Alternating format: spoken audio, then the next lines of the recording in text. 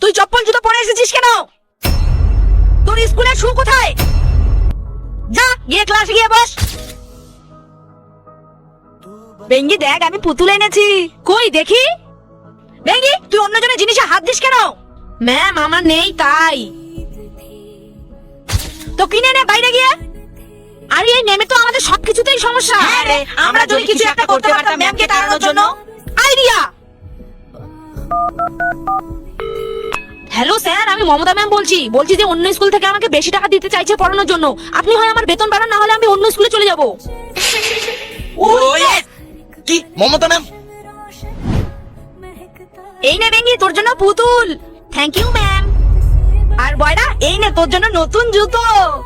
Wow, thank you ma'am. Mamata ma'am, আপনি কি আমার স্কুল থেকে বেরিয়ে যাবেন? আমি আমার স্কুল থেকে আপনাকে